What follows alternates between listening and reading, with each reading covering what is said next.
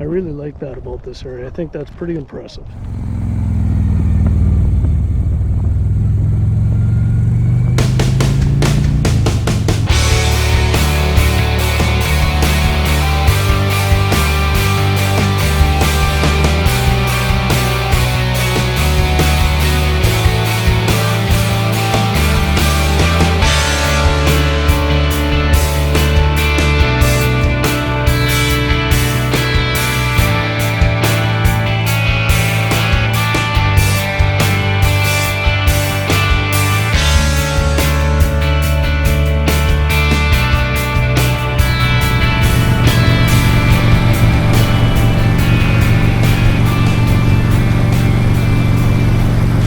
Good morning and welcome back to my channel. Well, it's a beautiful day for a ride today. So I'm going to start out by saying thank you to the subscribers that I got here that comment on my channel and leave the likes behind. I really appreciate the comments. It really helps me out and gives me a little bit of guidance about which way I'm going with some of these videos. And that leads into what is today's ride.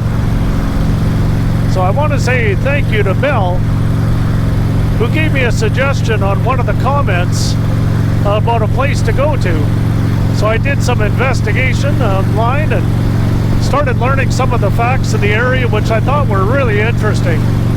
So we decided today to go to a ride to Cheam Lake Regional Park. When I was looking online, I found some really interesting facts about Cheam Mountain also. And I've driven by this place hundreds of times and never turned into that area of Rosedale. So today we're gonna do it. So thanks, Mel, for the suggestion. We're gonna go look at something new. So today, Lucinda's joining me on the ride today. So I hope you enjoy the video they make and come ride with us.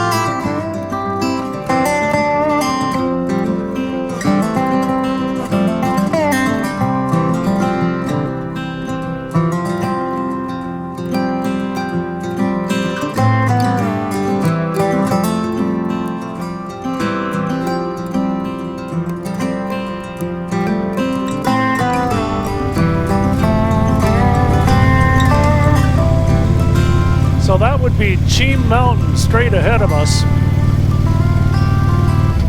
And one of the things I was able to find out, there was a geological event that happened here. And they figure it was between 5,000 and 5,300 years ago. And how they figured that out is they were doing drilling here for core samples to understand all the minerals that they find in this area. And what they found is about 60 feet down that there's organics like trees and tree roots. And they carbon dated it to between 5,000 and 5,300 years old. So what they determined is the geological event that happened back then was a rockslide, an avalanche, where half the mountain came down or whatever it was. But there was some really interesting facts that came out of that when they did a study on it. So it turns out to be the Cheam avalanche is probably the largest known rock slide in Western Canadian history. And of course we all know about the Hope Slide back in 1965. And the estimated volume on that slide was about 47 million cubic meters. And the Frank slide, which is a little bit older, I can't remember the year, but that one was about 44 million cubic meters. And with the study that they did on the Cheam slide, it turns out to be about 175 million cubic meters that fell off that mountain and landed in this whole area, which created a mineral-rich area right near the surface. And this area has been big on mining since 1900. And we're going to visit Cheam Lake, which has a interesting history behind it that basically started as a result of that slide 5,000 years ago.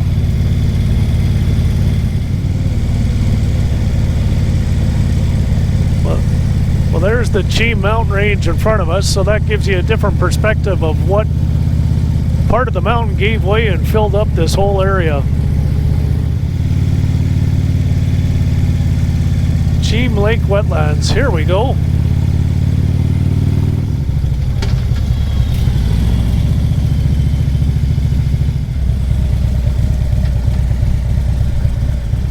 So we're on one of the paths here at Cheam Lake Regional Park, and this lake was actually formed with that geological event that happened here about 5,000 years ago.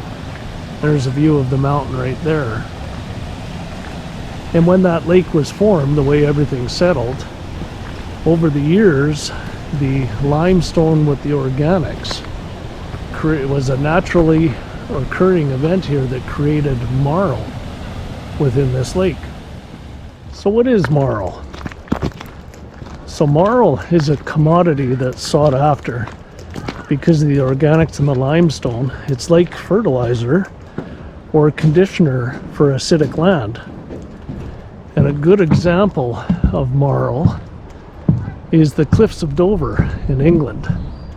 And those cliffs are pretty famous in a lot of pictures. And this was a deposit that was discovered in the early 1900s, which became sought after commodity. So the first lease for wanting to mine this material was actually issued in 1912, but it was never executed. It was never used for the commercial aspect of marl. So in 1949, there was actually two companies that were mining here.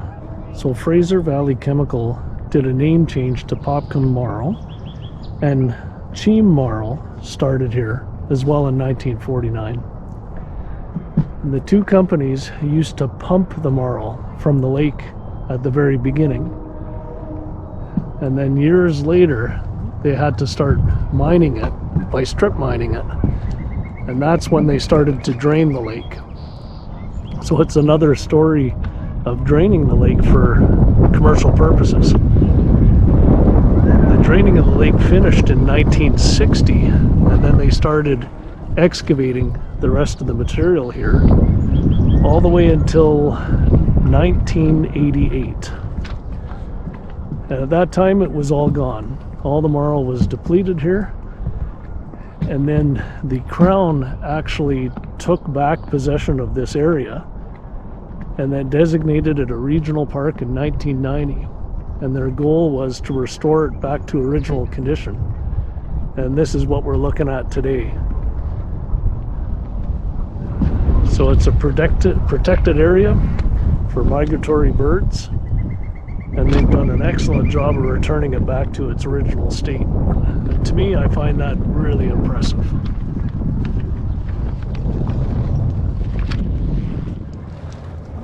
So by the time mining was done here, it turns out they excavated 586,000 metric tons of marl from this area before they reclaimed it and turned it back into its natural setting.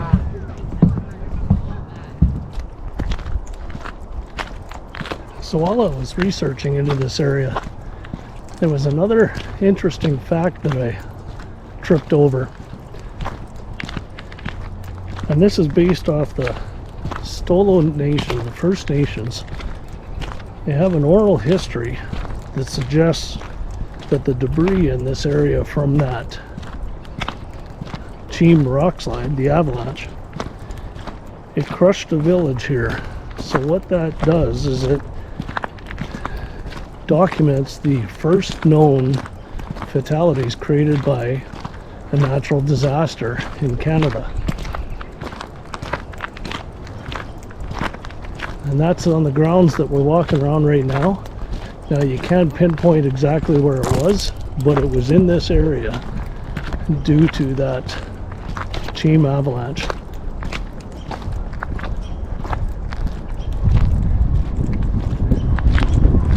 I don't know if that's how you pronounce it, the Stolo Nation, but I'll put a spelling across the bottom and maybe somebody can comment and correct me on the pronunciation.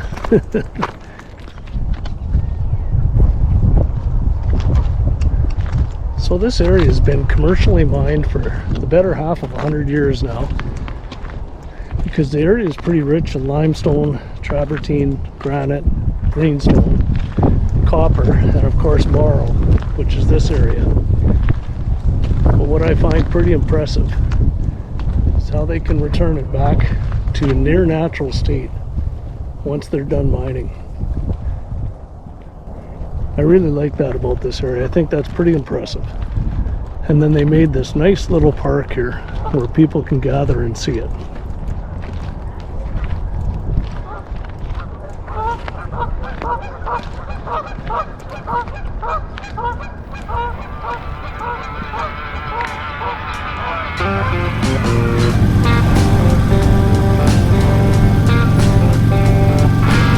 Well, a little bit of an added bonus here today.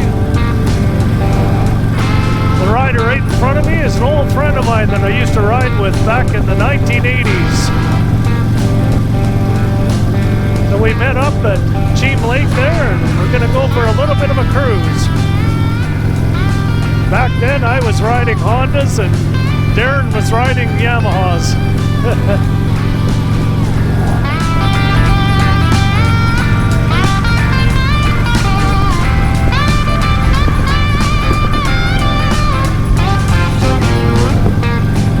I remember back in the middle 1980s, we were sitting on White Rock Beach on our bikes, drinking coffee, and joking around about how neither one of us would never own a Harley.